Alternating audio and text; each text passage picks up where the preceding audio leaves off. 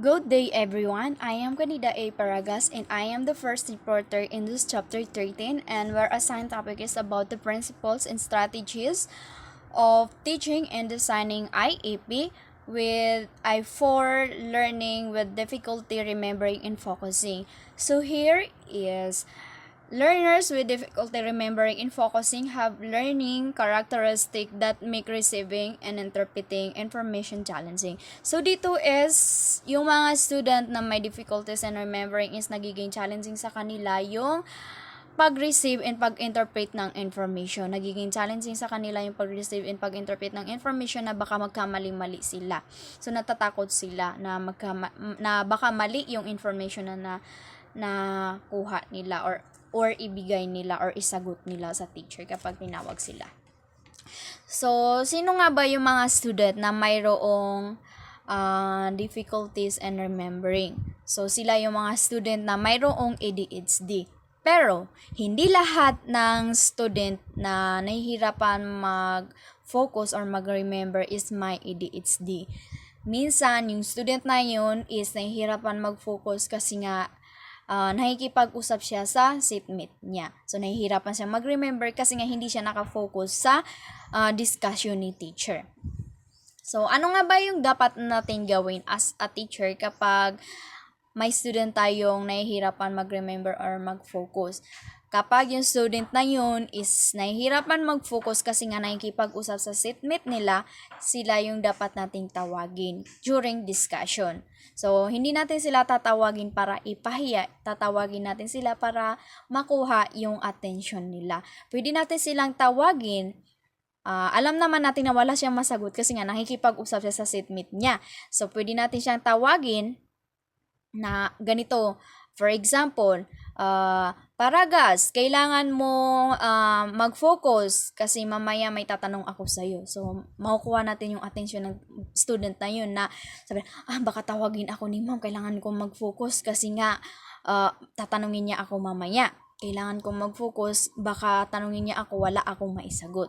So, ganun yung dapat nating gawin. Hindi natin, kumbaga, direct tatanungin. Kasi alam natin, hindi naman yung nakafocus, di ba? Alam na natin na hindi yung makakasagot. Mali talaga yung sasagot niya kasi hindi siya nakafocus sa discussion natin na teacher. So, kapag naman yung student natin is nahihirapan mag-focus or mag-remember hindi dahil nakikipag-usap siya sa seatmate niya, is dito aalamin natin kung ano yung possible na dahilan kung bakit nahihirapan ito mag-focus sa discussion natin. So, kapag ganun is aalamin natin kung may family problem ba ito or sadyang may problema na talaga sa kalusugan niya.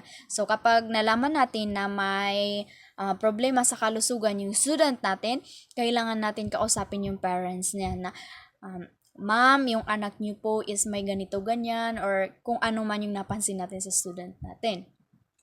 So, kapag ganun, kapag sa tingin natin, kailangan ng student natin yung IEP, doon natin isasagawa. Pero, hindi yun agad-agad sinasagawa. May proseso yun. So, ano nga ba yung IEP? So, when we say IEP, a document developed by the team of professional together with the guardian of the child.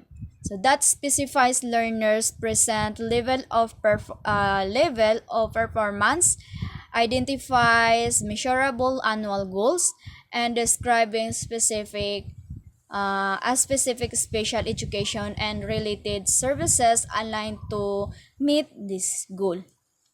Ang IEP, tulad ng sinabi ko kanina, ang IEP hindi ito ginagawa ng basta-basta or kung sino-sino lang. Ginagawa ito ng team professional together the formation of the parents ng student.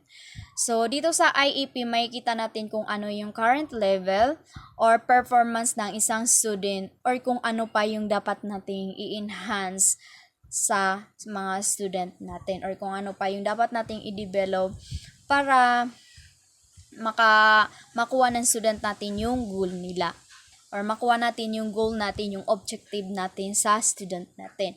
So, ang main purpose ng IEP is to ensure that learners or student receive appropriate services and support needed to achieve the educational goals. So, for example nito is kapag may ADHD yung student is kapag malala na ito, kumbaga nakaka-distract na siya sa mga katabi niya or sa iyo as a teacher kasi during discussion is kumbaga yung parang nagwawala good siya or kung ano-ano yung ginagawa niya kasi hindi nga siya nakafocus sa discussion ng teacher, yun kailangan na ng student na yun yung IEP. Pero kapag yung student na may ADHD is nakakasabay naman sa mga classmate niya, is hindi na niya yun kailangan yung IEP. Kunting support lang, ganun. So, always remember that not all learners with difficulties or disabilities required IEP. So, tulad ng sabi ko kanina, is hindi lahat na may difficulties sa remembering or focusing is kinakailangan yung IEP. So, of course, before ginagawa yung IEP, aside sa consent ng parents or team professional, kailangan din dumaan sa proseso. So, first na proseso is yung pre-referral. So, pre-referral process which is done before the learners is subjected to formal testing and evaluating for special education. So, saan natin pwedeng i-refer ang isang estudyante? So, kailangan ipa-check muna natin yung bata sa specialist or sa doctor with the consent of the parents or the guardian ng mga student. Kasi nga, kapag napacheck natin sa specialist yung student natin, yes, doon natin malalaman kung kailangan na ba ng student na yun yung IEP. And second is yung response to interpretation or RTI. Yung RTI. So, RTI, this is a formal and systematic pre-referral process that help determine whether the learner is to be identified for referral for specific education. So, ang RTI is ito'y formal. Formal siya. Ito yung step by step na gagawin natin as a teacher.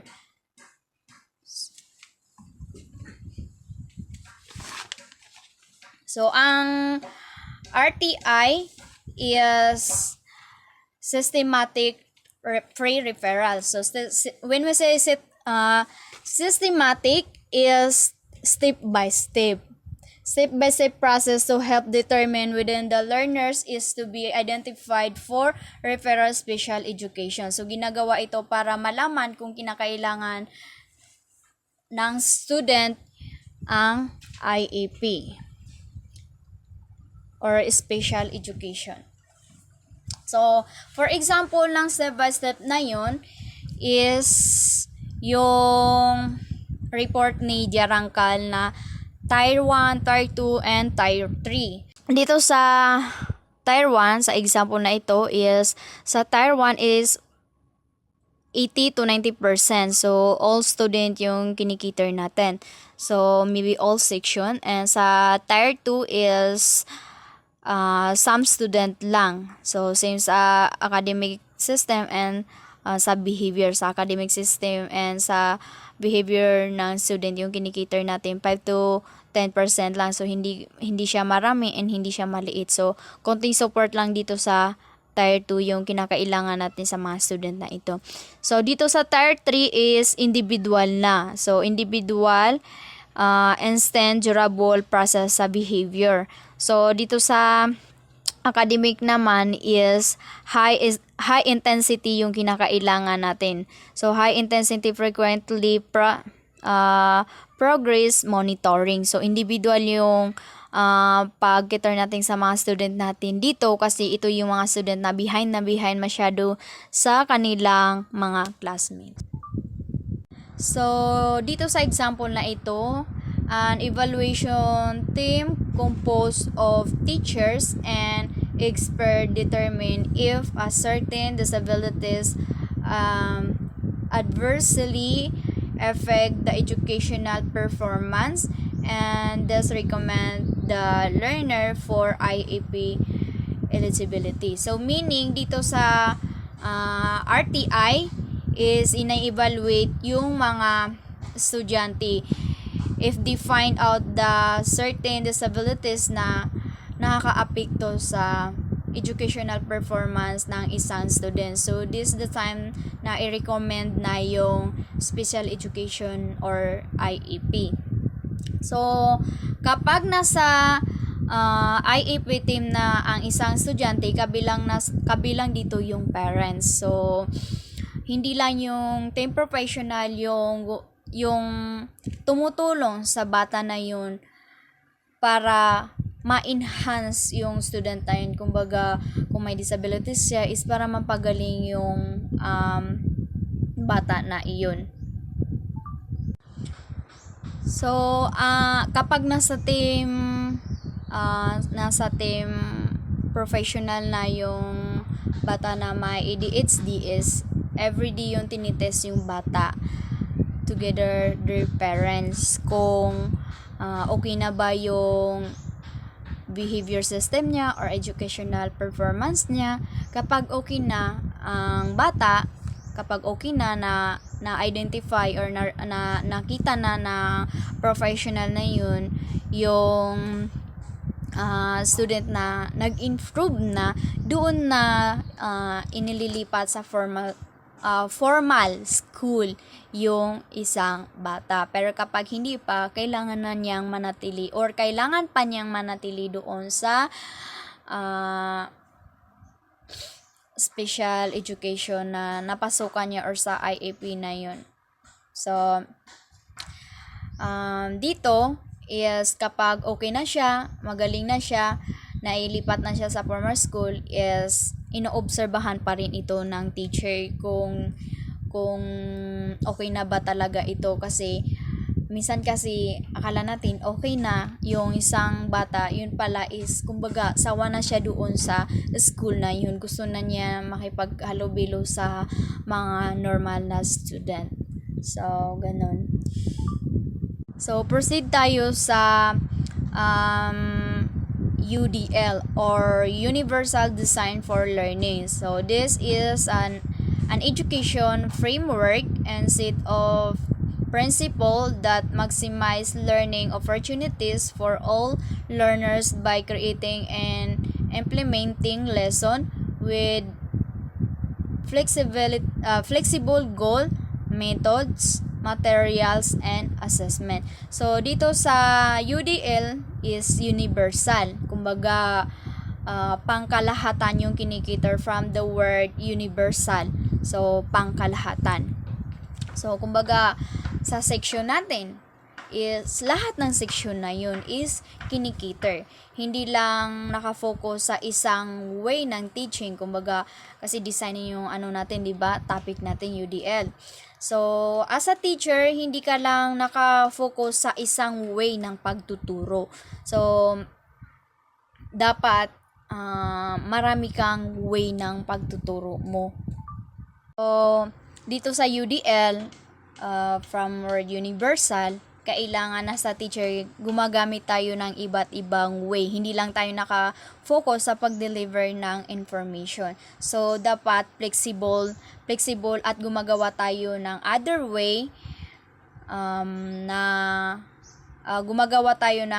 way or method teaching or strategies. Hindi lang sa discussion dapat, hindi rin dapat puro discussion yung ginagawa natin as a teacher. So, kailangan gumagawa tayo ng iba't ibang way or strategies para kumbaga yung student natin na may difficulty remembering and focusing is makasabay sila. Kumbaga, makafocus sila para makads natin yung attention ng student natin. So, yun yung pinakamaganda na ginagawa ng teacher. Kumbaga, kung napansin niya na may student siya na may difficulty remembering and focusing, is may iba't iba siyang strategies para yung student na yun na may difficulty remembering and focusing is makatch yung attention nila. So, dito is kailangan din natin gumamit ng multimedia presentation like picture, video, kasi nga para makads natin yung attention ng student natin. Kasi nga, kumbaga, mahirap sa mga student na may difficulty focusing, mag-focus kapag boring yung presentation ng teacher. Kailangan is may nakakaaliw tayong strategy para makuha natin yung attention na isang student na may difficulty sa pag-focus. So, kung kinakailangan natin sumayaw as a teacher is gagawin natin yun para makuha natin yung attention ng teacher natin. Or kung kailangan natin sumayaw is kailangan natin sumayaw or kumanta, ganun. Basta iba't ibang strategy yung kailangan nating gawin as a teacher para lang makuha yung attention ng isang estudyante. So, ganun yung Universal Design for Learning or UDL. Kailangan as a teacher is may iba't iba tayong strategy. Kasi nga kahit gano'n tayo kagaling magturo as a teacher, kung boring yung discussion natin, boring yung IM natin, mas lalong nahihirapan yung mga student natin na may difficulties remembering na mag-focus sa discussion natin. And of course, sa assessment. So, hindi lang sa paper assessment tayo dapat nakafocus. So, dapat may other way din tayo ng assessment para ma-showcase ng mga estudyante ang kinakailangan nila matutunan or para ma-showcase ng mga student yung mga talent nila. So, sa UDL is may tatlong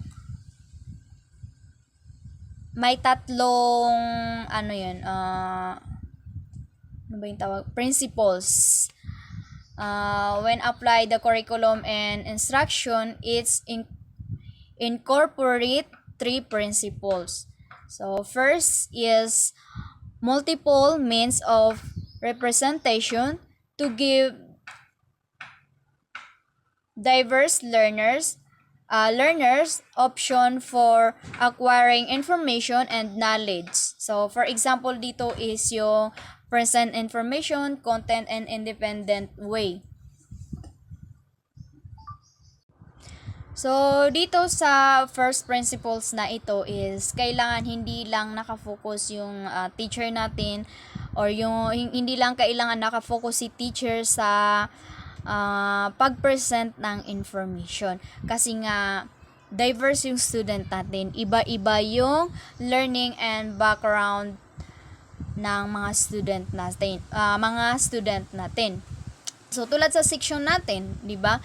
So, yung iba na student is may visual learning, auditory learning, kinesthetic learning. So, ang kinesthetic learning, ito yung na-involve yung body nila to acquire knowledge. Yun yung kinesthetic learners. Kinesthetic learners is na-involve yung katawan nila. Like, sa pagdadance nila, na-acquire yung knowledge na dapat nila matutunan. So, second is multiple means of acting and experience to provide learners option for demonstrating what they know. So, for example, dito is yung differentiate the way that student can express what they know. So, dito, kailangan ma-express in action ng student natin yung differentiate of their learning. So, as a teacher, tatanungin natin yung mga student natin kung sino yung magaling sumayaw, magaling kumanta, magdrama, and kailangan pagsama-samain natin yung kung sino yung magaling sa dance, kung sino yung magaling sa singing, kung sino yung magaling sa acting. Kasi hindi natin pwedeng pagsamahin si magaling sa singing and magaling sa dancing. Kasi malay mo, si magaling sa singing, hindi pala magaling sumayaw. Si magaling sumayaw, hindi pala magaling kumanta. Ganun. So, pwede rin na pagsamahin mo sila, pero yung activity na yun is my singing and my dancing. Like, yung isa kumakanta, yung isa sumasayaw. So, pwede rin yung ganun. So, pwede kapag yung activity mo is, kumbaga, tugma sa mga talent ng student mo. So, third is multiple means of engaging to tap into student interest, offer opportunity, challenges, and increase motivation. So, for example, dito is to stimulate interest and motivation for learning. So, dito, ang gagawin ng teacher is stimulate interest and motivation for learning.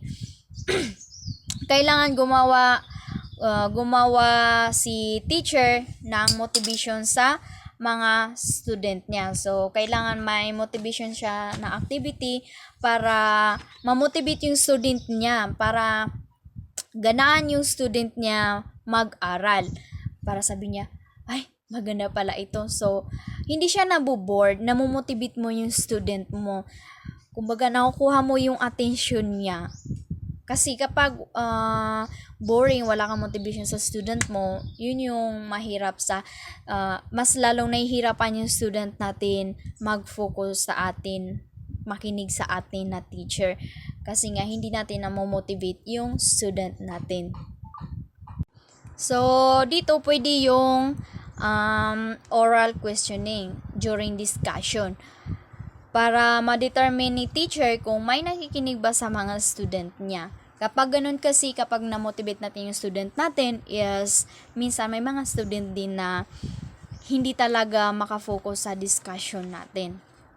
Kasi nga, yun yung may ADHD na talaga, malala na yung ADHD niya. Pero kapag okay na yung student na yun is, hindi ko alam kung ano yung tatawag dun. Basta, kapag, ang alam ko lang, kapag ang student natin is nahihirapan siya mag-focus kasi nga nakikipag-usap siya, kasi na-experience ko yun during sa report ni Hinusas, na-distract ako sa sign language. So, nakikipag-usap ako kay Wanday.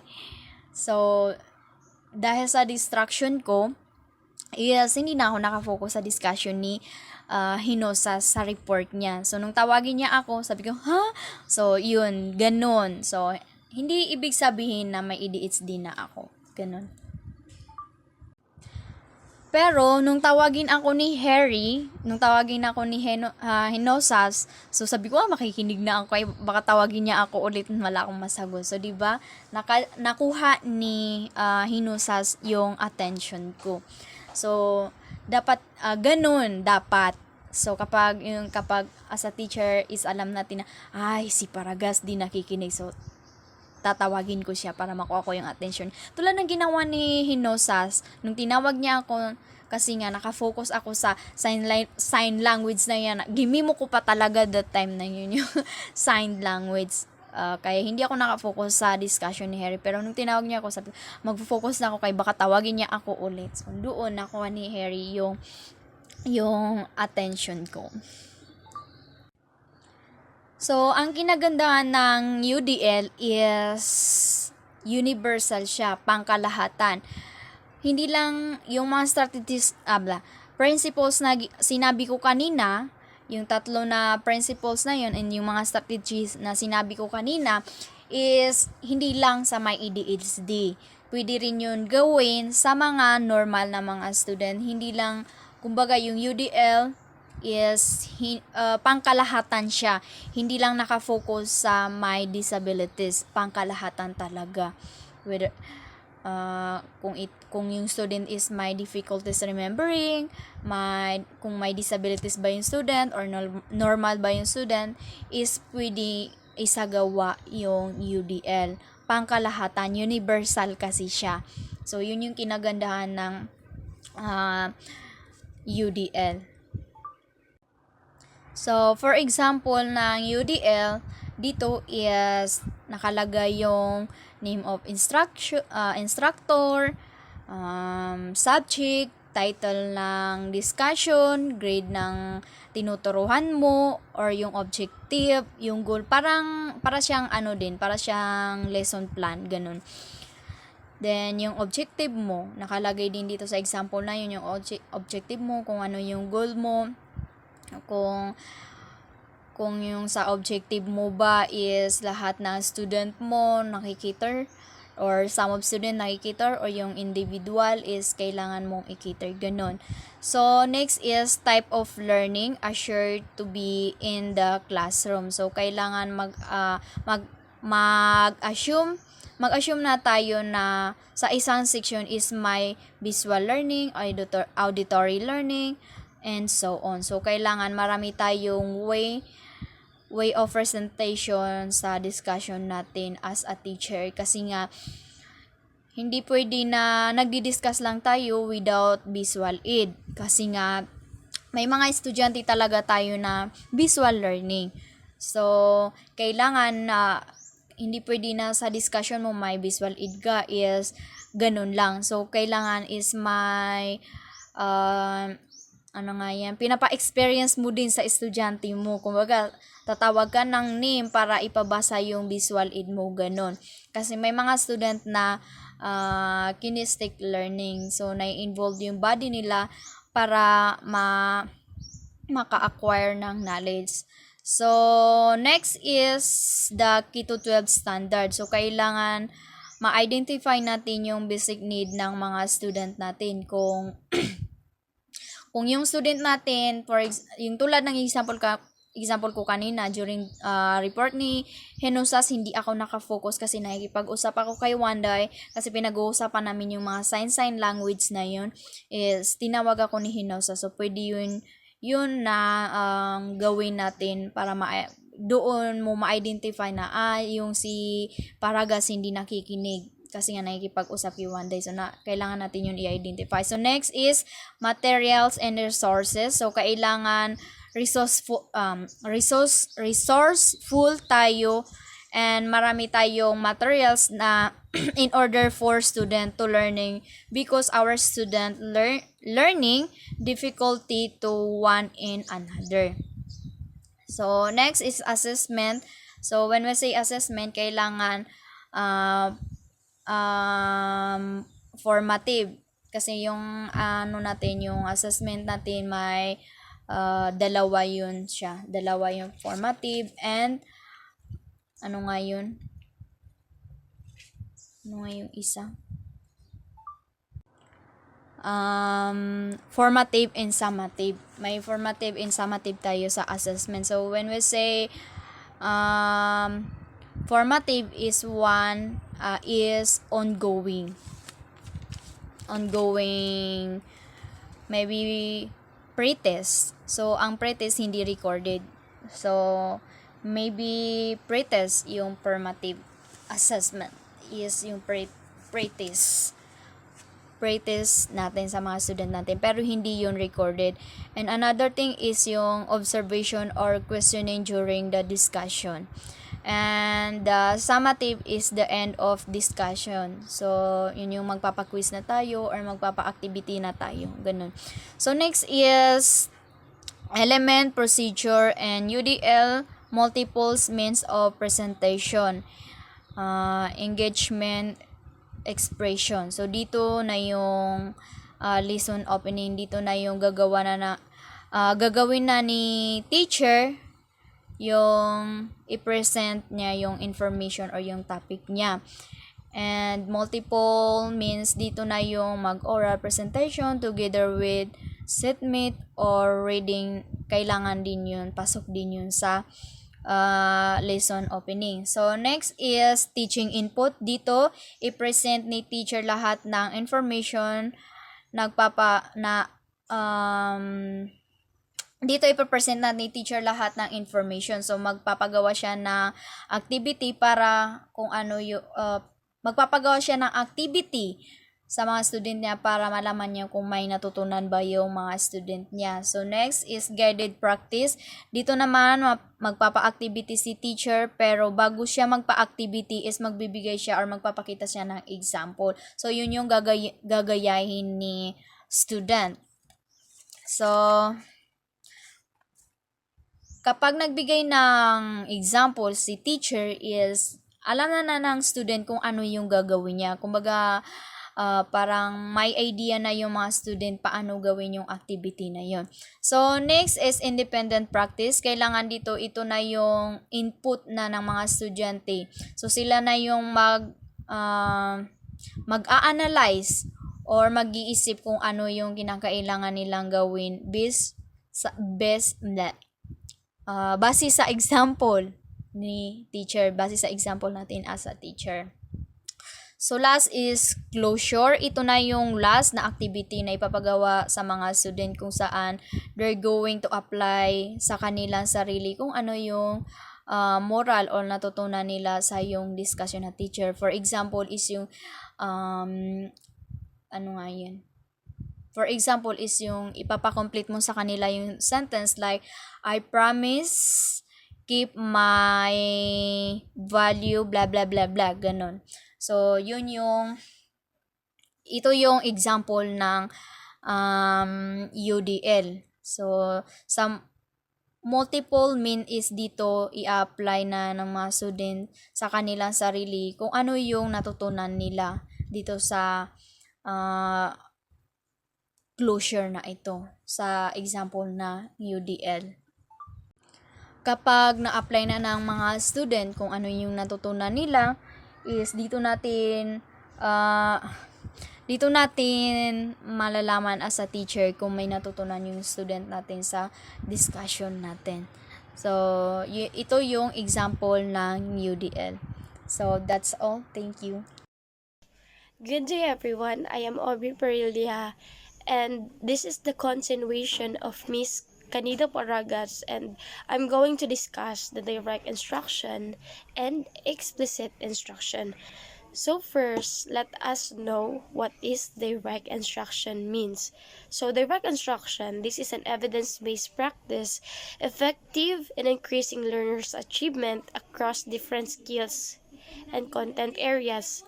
So this incorporates active responding to learners with systematic error and system for monitoring progress. So, meaning to say, direct instruction, this is a teaching method where the teacher clearly explain a skills or a concept or a lesson, and then gave students lots of chances to practice it.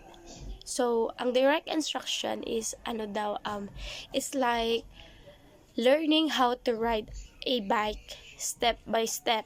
So the teacher show you how and then let you practice it until you can do it on your own. So by that processing, the teacher keeps an eye on how you're doing and helps you if you're making any mistakes. For example, imagine a teacher teaching the students about adding numbers. So, sa direct instruction, the teacher would first clearly explain what adding number means and show some example to our students, and then show exactly how to add numbers step by step. Susundan, first, i-explain ng teacher kung ano yung adding numbers. And then number 2, i-illustrate ng teacher kung paano mag-add ng numbers step by step. And then number 3, have you practiced adding number? And number 3, binibigay niya na yung chances doon, or kumbaga hinahayaan niya, binibigay niya sa students, or pinapagawa niya sa students kung paano kung paano mag-a-add ng numbers. And then kung yung students is tawag nito is halimbawa mali yung pagkakasolve niya, is i-explain doon ni teacher kung bakit ito mali, at i-explain din ni teacher kung paano gawin ang adding numbers. So ganun yung direct instruction. And then halimbawa na correct niya, tutulungan ka ni teacher na i-practice yung mga information, or yung kung paano gawin yung adding numbers, practice hanggang sa yung students is makukuha niya na, or kumbaga kaya niya na on her own. So, according dito sa book, there are some ways in doing direct instruction. So, first, ginagamitan siya ng response card and the different types of cards for So, response cards, this helps identify scenarios that learners will give response to through the following step. Number 1, creating student response cards using coded or index cards. So, lahat naman tayo is gumagamit ng index card, 'di ba? Hanggang ngayon, I know, every day, lahat naman. And then, posing a question regarding the lesson discussed, and waiting to the learner's response cards, and performing quick scan across the classroom to see learners. The strategy is guided by teachers' feedback by praising correct and systematically errors. Variation of response card includes pinch cards, clip cards, content categories, popsicle sticks, and paper point out. So, ang response card daw, meaning to say, ang response card is, it is a fun way to check if the students understand during a lesson in the classroom. So, let's say, the teacher is teaching about animals. So, 'di ba sa elementary dati is mahilig sa elementary to siya mas applicable. So, for example, lahat ng students is may response card na sila. And then, mag-a-ask yung teacher ng, 'di ba ang lesson nila is about animals. So, mag-a-ask yung teacher, what sound does a cat make? Halimbawa, A, meow, B, aw-aw, ganon. And then, itataas ng student kung ano yung correct answer, 'di ba? Ang response card, halimbawa, A, sa response card na yung nakasulat ang A. So, itataas lang ng students kung ano yung correct answer. And then, sa pinch cards naman, so ang pinch cards is merong dalawang choices, kumbaga dalawang card. Nakalagay dito yes or no or true or false. Ganun yung pinch cards. And then, ang popsicle sticks, clip cards. Ang clip cards naman is, halimbawa, nakakita na kayo neto dati sa even high school or elementary. So, ang clip cards is, halimbawa, ito yung cards. Tas nakita yung may ring dito, yung para siyang libro na maliit. Tas igaganon lang siya. Clip cards. Naka-clip siya. Ganun yung clip cards. And then, halimbawa, kung mag-a-ask yung teacher kung ano yung kung mag-a-ask siya sa lesson niya, ipapakita lang ng students, ganun, kung ano yung tamang answer sa question ni teacher. And then, yung popsicle stick, of course, yung sa ice cream. Yung popsicle is, dun isusulat ng students yung answer nila. And then, itataas nila. Yun yung popsicle. And then, sa paper point out naman is, halimbawa, sa paper point out, yung mga students is my paper. And then, isusulat ng students yung answer nila, and then ipo-point out nila using, or ipo-point out nila, ini-encircle nila, or kasi ini-emphasize nila na yun talaga ang correct answer. Binibilugan lang nila, and then, ching, itataas nila. Ganon. So, another naman is, yati. So, overall, the direct instruction is particularly helpful with learners with learners have difficulty in remembering and focusing because it provides structured and repetitive learning environments. Paulit-ulit na step hanggang sa ma-memorize na nila. And by that, or by practicing the skills or concept multiple times, the information becomes more firmly naka-embed na sa memory nila, firmly embedded in their memory.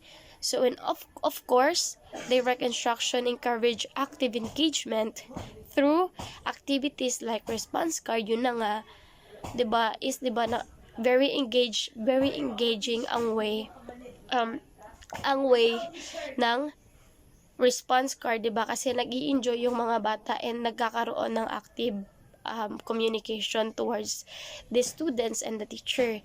And this keeps students actively involved and helps them stay focused on the lesson, and it also provides immediate feedback which helps to reinforce learning and identify areas kung saan kailangan pa nilang i-practice para mag-gets nila yung lesson na yon, or maalala nila and then mas makafocus sila sa areas na kung saan nahihirapan sila. Ganun yung direct instruction. So, letter B naman, self-monitoring.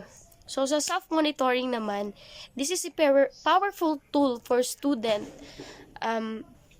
to take charge of their own learning, diba? Because it is about them actively progress and understanding, and then using that information to improve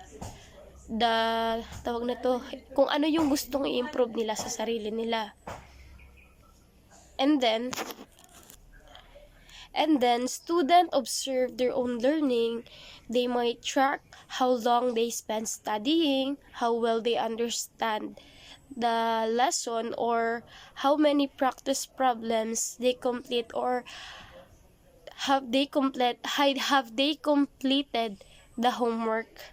And then by that, they record their observation, and this could be done in a notebook or a spreadsheet, depende na sa bata kung saan nila gustong ilagay yung pagmo-monitor nila. And then doon na nila, after nilang malagay yung observation na yun sa sarili nila, is doon na nila ina-analyze kung ang patterns na yun, and ina-identifies nila yung area kung saan they're doing well, or kung saan yung areas na kailangan pa nilang i-improve. So, paano nga ba gumagana ang self-monitoring? So, for example, the student identifies behavior they want to track. For example, raising my hand before speaking. Yun yung goal nila within this week. Or completing my homework on time, and then being respectful to your classmates. So, number 2,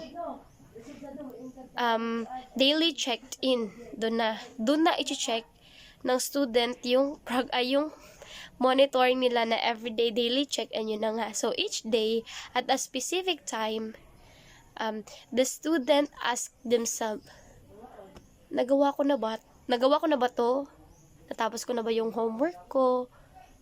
Tumaas ba ako ng kamay kanina? Naging respectful ba ako sa mga klase ko? So, kung halimbawa, 'di ba may mga ipapakita ko lang sa screen. Sa circles, if halimbawa nagawa nila yung goal nila within the day is sa circle na yan dyan is magdodraw sila ng smiley face. If hindi naman nila nagawa is magdodraw sila ng sad face. Ganun yung self-monitoring. So, and by that, at the end of the week, halimbawa, natapos na nila yung self-monitoring nila within the week. So, at the end of the week naman, halimbawa Friday, the student can review their chart to see how often they engage sa target behavior nila, and this visual representation helps them understand their progress and identify areas for improvement.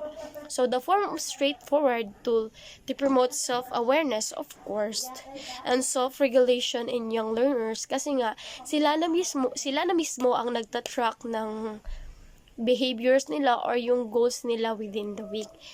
And relax. And then dahil dun, halimbawa, na-identify na nila kung saan yung areas na kailangan nilang i-improve, yung mga areas na kailangan nilang galingan pa, or yung mga areas na magaling sila. And then, kasi mas nakafocus, halimbawa, yun na nga, ma-identify nila yung areas na kung saan sila nahihirapan, and then they need to improve that. That is the self-monitoring instruction.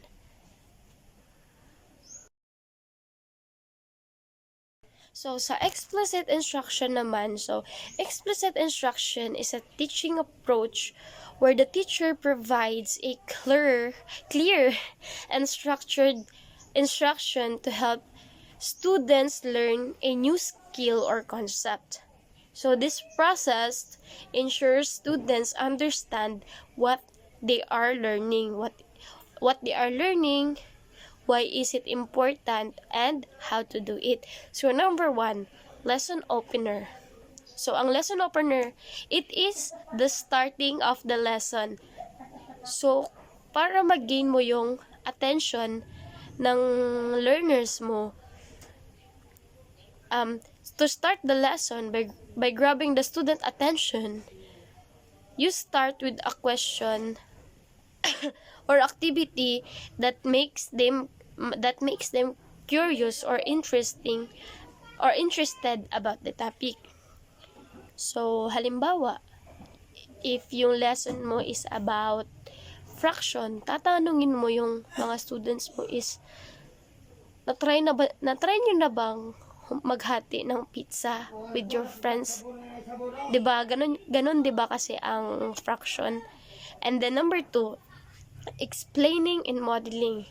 So, the teacher explain the topic clearly and demonstrate how to do it step by step, showing both correct and incorrect example. So, yun nga, magpo-provide or i-elaborate ng teacher yung model na yon, and then magbibigay siya ng example para mas magets ng student ang lesson mo. So, number 3, guided practice. So, students try practicing the skills while the teacher watches and provide or help corrections as needed. So, for example, the teacher asks the student to divide a picture of a cake into 4. So, halimbawa, 'di ba pinadivide ni teacher sa student na hatiin yung cake into 4 or sa 3 na lang. Halimbawa, hinati na ng student, and then kung mali yung pagkagawa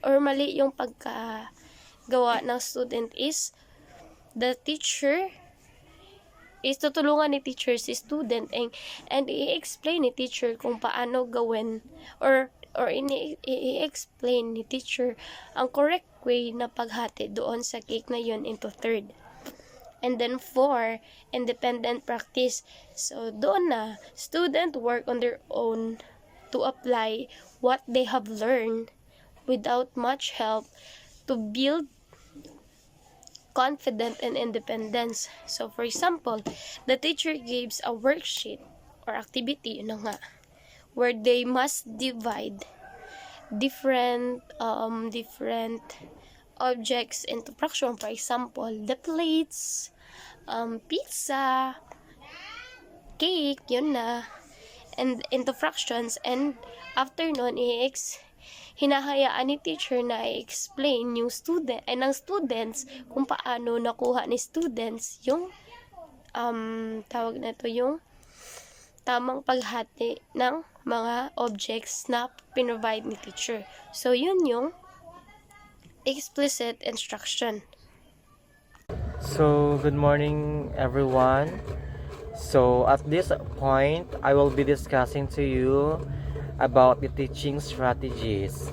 So, when we say teaching strategies, what come in your mind first? So, teaching strategies, teaching reading comprehension includes using self-questioning, use a graphic organizers, mnemonics, and summarizing. Additionally, teachers are also recommended to teach pupils to develop their own learning strategy or their personal approach to learning tasks. In short, teaching strategies are the methods teachers use to help students learn, adapting the different learning styles and needs to achieve learning goals. So, for an example, in self-questioning. So, in self-questioning, students are encouraged to ask themselves questions while reading to actively engage with the text. So, in this scenario, if the students reading a book, they think first, or they ask their self first, so what about in the book? So, for an example, while reading a story about a dog, story about a dog, so the students might ask several questions about the book. So, they ask, what kind of dog is it? Where does the dog live? Or what is the dog personality like? So, they ask first themselves on what's in the book. That is the self-questioning in teaching strategies. So, let's proceed to next, the language express approach. So, this approach attempts to integrate reading skills with that of development of listening, speaking, and writing skills. So, meaning, the language experience approach uses students' spoken language to create a shared text, so which then becomes the basis for reading and writing instructions. So, this connects speaking, listening, reading, and writing, fostering literacy development through familiar and meaningful content. So for the example, so let's say a class goes on a field trip to a zoo. So, using the language experience approach, the teacher would begin by discussing the trip with the students. So in this part, the language express approach, so the teacher will ask the students about the field trip at the zoo, or what they see there at the zoo, or what animals they want. So the teacher might ask questions like, what did you see at the zoo? So, what was your favorite animal? So, what did the animals do? So, the students' responses would be recorded verbatim on a chart or whiteboard, creating a collaborative text like this. So, the students will answer the teachers using a chart or whiteboard to create a collaborative text. So, the students will write or we went to the zoo. We saw a big lion. So the lion roared. So we saw a monkey. The monkey swung from a tree. So we saw a giraffe. The giraffe was tall. So this text, dedicated by the students and written by the teacher, becomes the basis for further literacy activities. So that's for the language express approach. So next one is the B. So kinesthetic auditory visual emphasis method. So in this part, Fernand originally designed this method, and as presented in the figure 13.3, this method makes the reader to correctly write and read on written words. So written words, and seeing and a move to a more extensive reading material. So in short, kinesthetic learners learn best through hands-on activities and movement. So in auditory learners, through listening and discussion. So the next one is the visual. So visual learners through seeing, observing. So and this kinesthetic auditory visual emphasizes methods that the students will learn hands-on teaching activities. So in the visual, so in visual, the teacher might use diagrams showing parts of a whole, like a pizza cut, into slices, or colored blocks divided into sections. They might also use charts or graphs to visually represent fractions. So next one is the auditory. So in the auditory, the teacher could explain the concept of fraction through verbal descriptions and examples using analogies and real-world scenarios. So they might have students discuss different ways to represent fractions or work through word problems aloud. So the last one is the kinesthetic. So in kinesthetic, the teacher might have students use manipulatives like fractions, circles, or blocks to physically represent fractions. Students could also act out scenarios, such as dividing a group of objects into equal parts. They might even create a fraction game involving a physical movement. So, yun siya sa visual, auditory, and kinesthetic. So, meron siyang mga part na kung ano yung gagawin mo to teach the students, to teach them. So, by employing all three methods, the teacher ensures that students with different learning styles can grasp the concept effectively. A visual learner might best understand the fraction diagrams. So, in auditory learner, the verbal explanations, and in a kinesthetic learner, the hands-on activities. So kumbaga may mga parts sila kung ano yung gagawin mong kapag tuturo, or may mga style kang gagawin to teach the students. So next, yun siya ang sa about the kinesthetic auditory visual emphasis methods. The students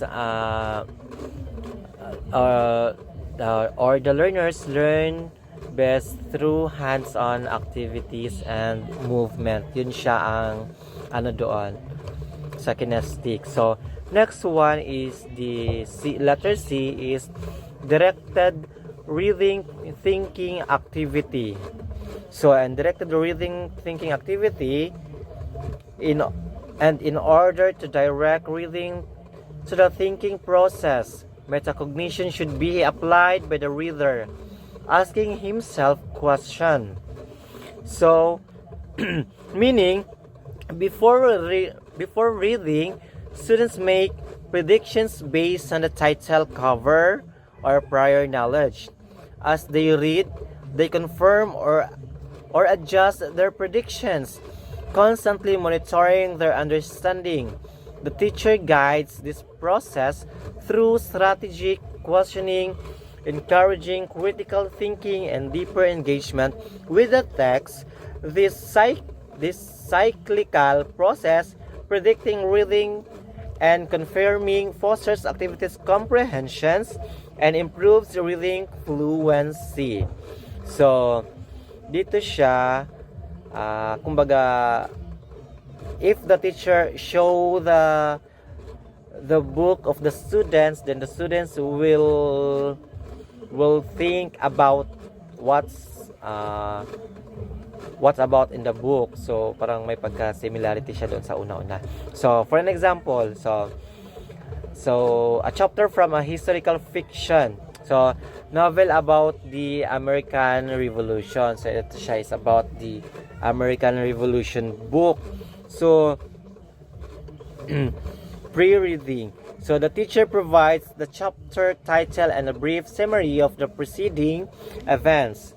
They then ask, based on the title and what you already know. So the teacher, after he showing the book or the title of the book, then she asks or he asks about the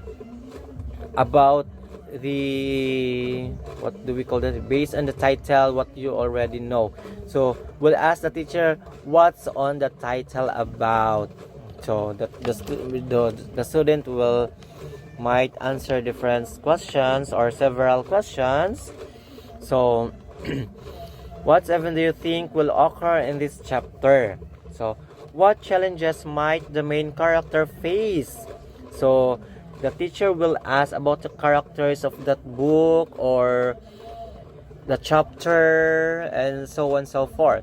So students may predict battles, political intrigue, or personal struggle. So the teacher will give something or give questions to what's about the book, the titled American Revolution, or what's about, kumbaga, yung about may prior knowledge sila, kung ano yung nalilearn, ano yung stock knowledge about nila doon sa American Revolution. Then the teacher will ask about the characters or the personal struggles.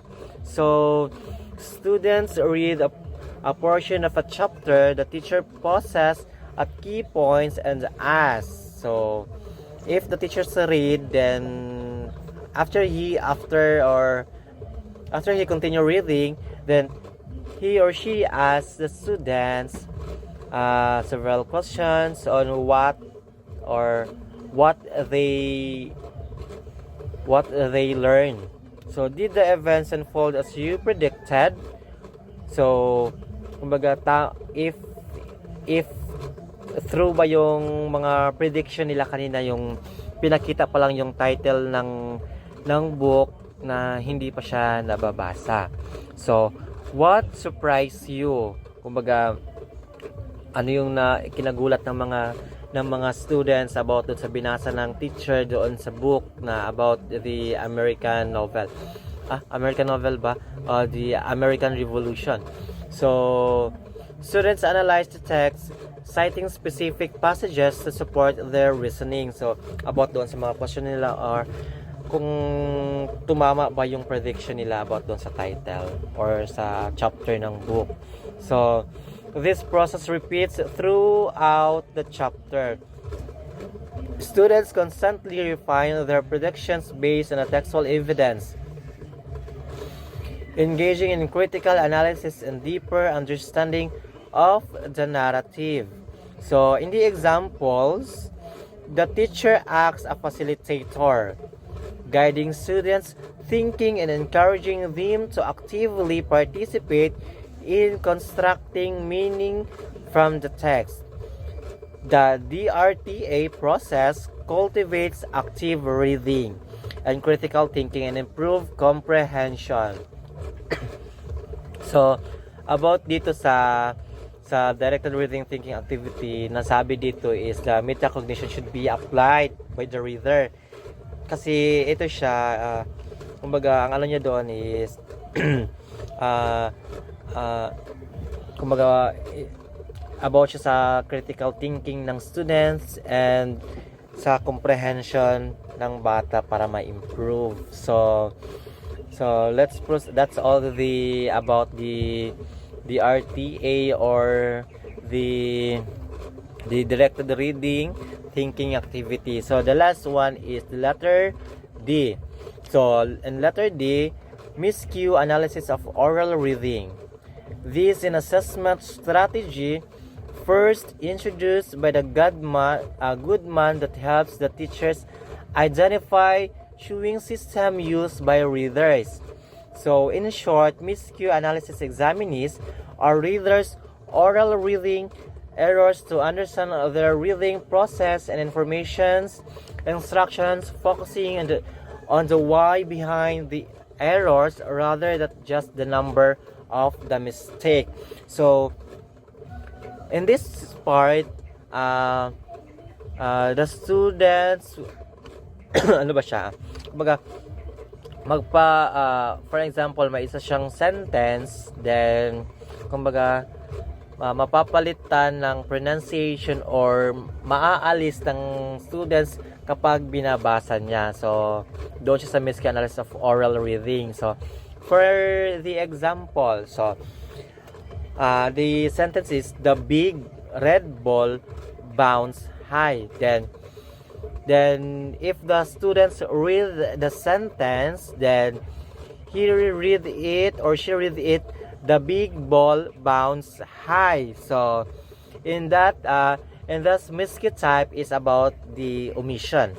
So kumbaga may naalis siya doon sa sentence, or pwede rin siyang maiba ka sa pronunciation ng sentence. So the students, the example is the big red ball bounced high. So then the students read the big ball bounced high. So the students omitted red. So inalis niya yung red. So a descriptive adjective, this could indicate a focus on the main idea, possibly neglecting details.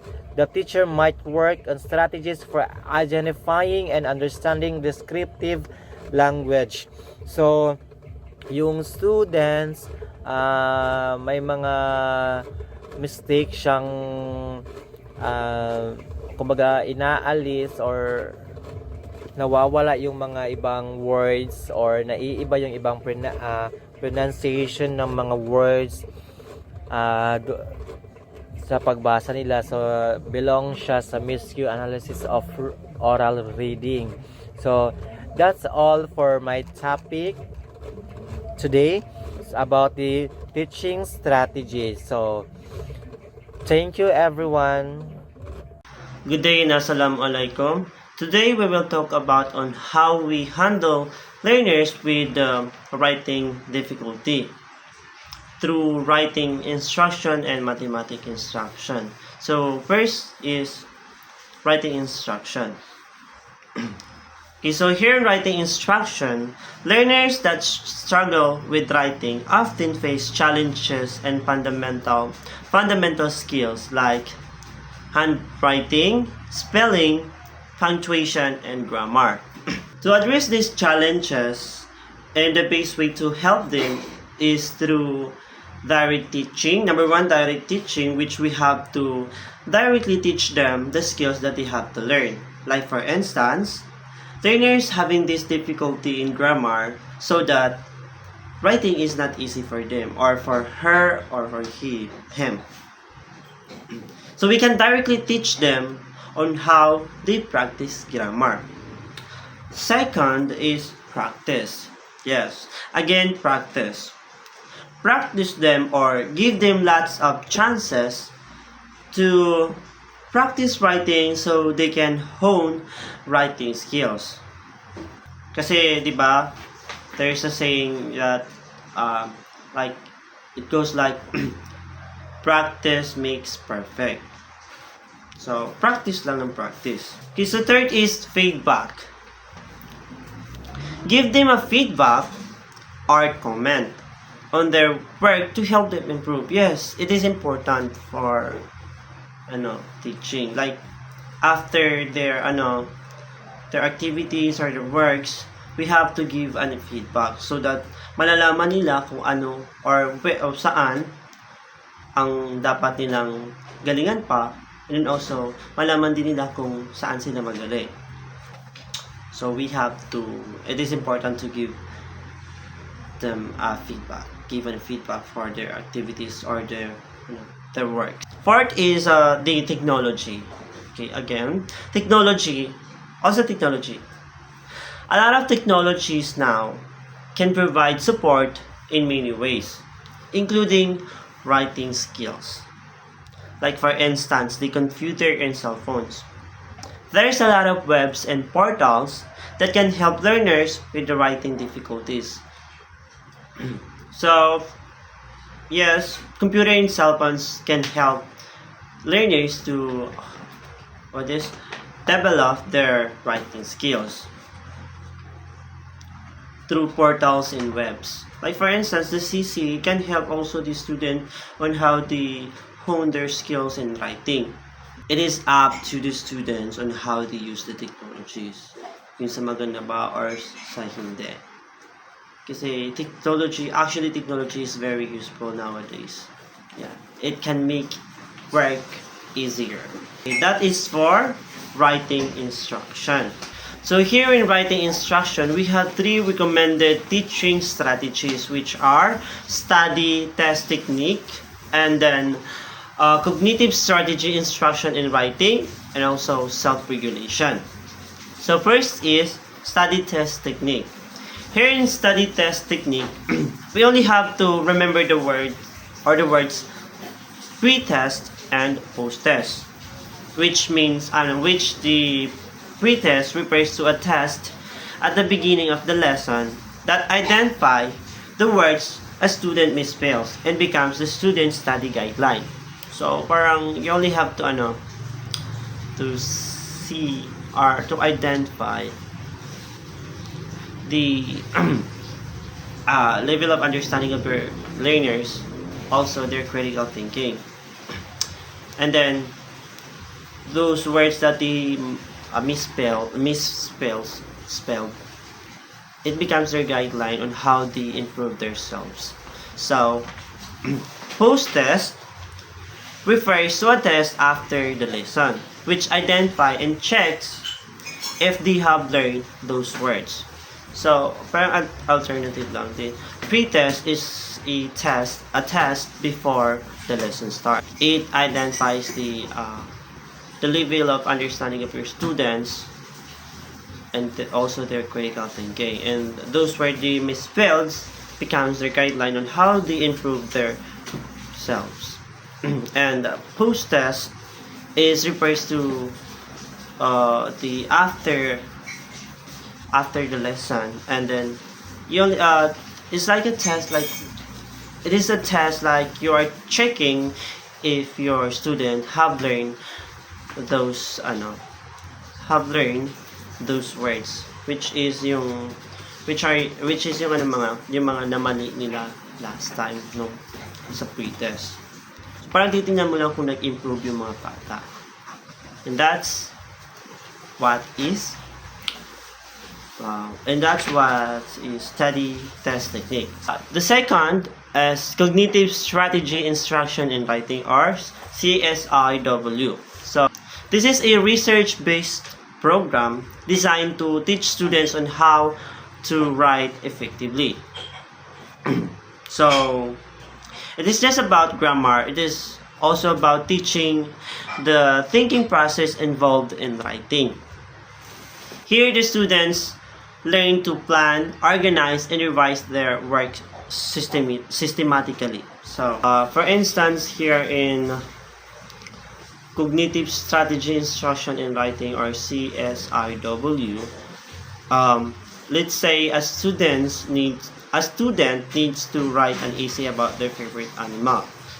So instead of just starting to write, CSIW would guide them through steps like brainstorming, which listing everything they know about their favorite animals. Second, organizing, which it groups or grouping related ideas and deciding a main point. Yeah. And outlining, creating a simple plan for their essay.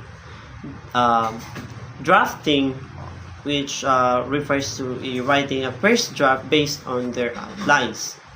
And revising, check for clarity, organization, and supporting details. Lastly is editing for grammar. Here in editing, it talks about checking for grammar, spelling, and punctuation error. So that's how cognitive strategies instruction in writing work.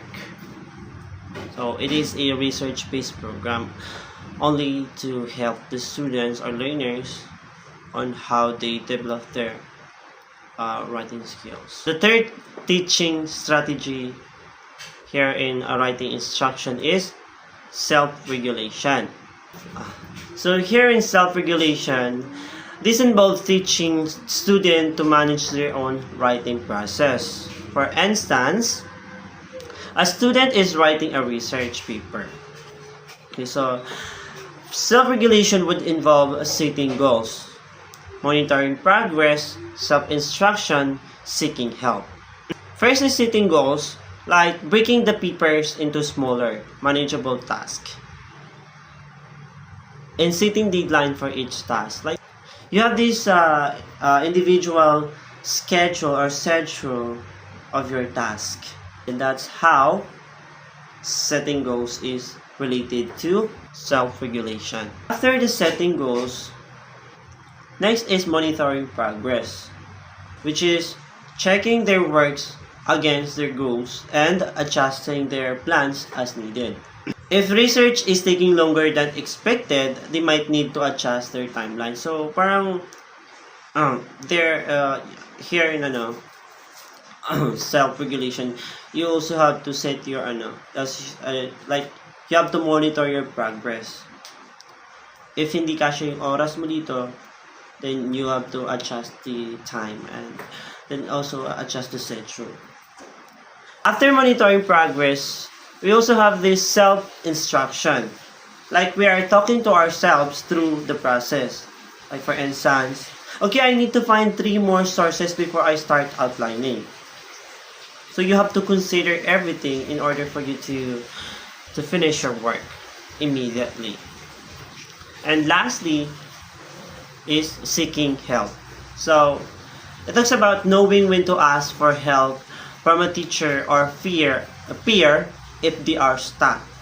So if hindi mo na kaya, like need mo na talaga ng tulong, then kailangan mo talaga mag-seek ng tulong sa classmate mong mas may alam mong kaya niya yon, also your teacher. Pwede kang mag-ask sa teacher mo. And that's how self-regulation is. That's how self-regulation works. Since we are done to writing instruction, let's proceed to mathematics instruction. So here in mathematics instruction, we have 2 teaching strategy approach, which are the motivational approach and error analysis. So first is motivational approach. Here in motivational approach, this means making math relevant and engaging. Like for instance, instead of just teaching multiplication facts, we as a teacher might use a real world scenario like this. Imagine you are buying 3 packs of cookies and each pack has 6 cookies. How many cookies do you have in total? This is very engaging because you can use your imagination on how you solve the problem. Yeah, it is very concrete. And that's how motivational approach. Second is error analysis.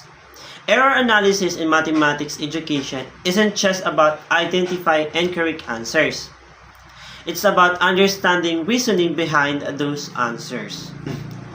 The goal is to pinpoint the students' misconception or procedural mistakes so that targeted instruction can address the root cause of the error, preventing similar mistakes in the future. So we have to understand, or we have to identify what is the reasoning behind those answers. Bakit sila nagkamali? So that it can prevent, or if we solve that case, we can prevent similar mistakes in the future. Diba? Kasi pag inulit-ulit yun ng bata, like, inulit-ulit yun ng bata without knowing na mali sila, and then tayo naman as a teacher is parang okay lang sa atin yun, or hindi natin napapansin, din masasanay yung mga bata, doon na sila doon na sila masanay. So the mistake will be repeated again and again.